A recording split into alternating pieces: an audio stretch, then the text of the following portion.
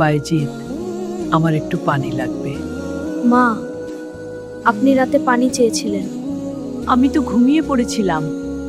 ঘুম থেকে উঠে দিয়ে আপনি আবার পানি চান, তাই অপেক্ষা করছিলাম। খোরাসানের শান্ত শহর বুস্তাম। সকালের আলো ধীরে ধীরে শহরের উপর পড়ছে। একটি সাধারণ ঘর, সাধারণ জীবন। এই ঘরেই বড় হচ্ছেন তরুণ বায়জিৎ। ছোটবেলা থেকেই তিনি ছিলেন আল্লাহভীরু, কিন্তু তার জীবনের কেন্দ্রবিন্দু ছিল একজন মানুষ, তার মা। ইতিহাসবিদরা লিখেছেন তিনি কখনো মায়ের কথা অমান্য করতেন না। মা যা বলতেন তিনি তা পালন করতেন। এক রাতের ঘটনা। গভীর রাত, সবাই ঘুমিয়ে আছে। বায়জিৎ বিশ্রাম নিচ্ছিলেন।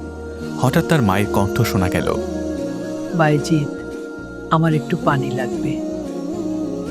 তিনি সঙ্গে সঙ্গে উঠে দাঁড়ালেন, দ্রুত বাইরে গেলেন, একটি পাত্রে পানি ভরে নিয়ে এলেন। কিন্তু ঘরে ফিরে এসে দেখলেন মা আবার ঘুমিয়ে পড়েছেন। এখন তার সামনে দুটি পথ। তিনি চাইলে মাকে জাগিয়ে দিতে পারতেন, অথবা পানি রেখে নিজেও ঘুমিয়ে যেতে পারতেন। কিন্তু তিনি তা করলেন না। তিনি দাঁড়িয়ে রইলেন, হাতে পানির পাত্র। নীরব রাত, বাইরে ঠান্ডা বাতাস বইছে। ঘরের ভেতর এক মানুষ দাঁড়িয়ে আছে, শুধু একটি কারণে। মা যখন আবার জাগবেন তখন যেন সঙ্গে সঙ্গে পানি দিতে পারেন। সময় যেতে থাকে, 1 ঘন্টা, 2 ঘন্টা। রাত আরও গভীর হয়, কিন্তু তিনি বসেন না, কারণ তিনি ভয় পাচ্ছিলেন যদি বসে পড়েন তাহলে হয়তো ঘুমিয়ে পড়বেন। আর যদি ঘুমিয়ে পড়েন মা জেগে উঠে হয়তো পানি চাইবেন। এই কারণেই তিনি দাঁড়িয়ে রইলেন। সকাল হলো, ফজরের আলো জানালা দিয়ে ঘরে ঢুকছে। মা ধীরে ধীরে জেগে উঠলেন। চোখ খুলে দেখলেন তার ছেলে দাঁড়িয়ে আছে, হাতে পানির পাত্র। তিনি অবাক হয়ে বললেন, বায়জিৎ, তুমি এখানে দাঁড়িয়ে আছো কেন?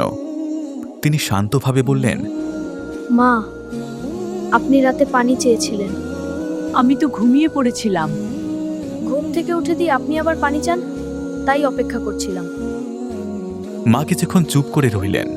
তারপর তার চোখ ভিজে উঠল। তিনি ছেলের জন্য দোয়া করলেন।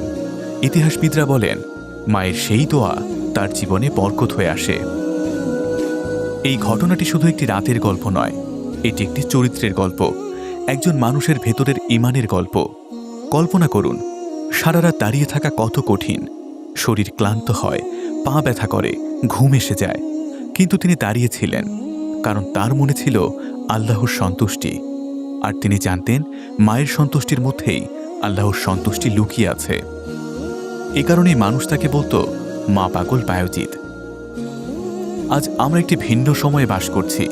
ব্যস্ত জীবন, কাজের চাপ, মোবাইল ফোন, সামাজিক মাধ্যম। কিন্তু একটি প্রশ্ন আমাদের নিজেদেরকে করতে হবে, আমরা কি আমাদের বাবা মায়ের জন্য সময় দিই? আমরা কি তাদের ডাকে দ্রুত সাড়া দিই, নাকি বলি একটু পরে? ইসলাম আমাদের শিখিয়েছে বাবা মায়ের সেবা শুধু সামাজিক দায়িত্ব নয়, এটি ইবাদত। বায়জিৎ বুস্তামির জীবন আমাদের মনে করিয়ে দেয় মহান হওয়ার জন্য সবসময় বড় কাজ দরকার হয় না।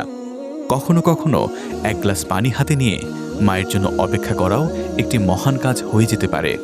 তাই আজ যদি আমাদের বাবা মা জীবিত থাকেন তাহলে তাদের সম্মান করি, তাদের কথা শুনি, তাদের জন্য দোয়া করি, কারণ হয়তো তাদের একটি দোয়াই আমাদের জীবন বদলে দিতে পারে।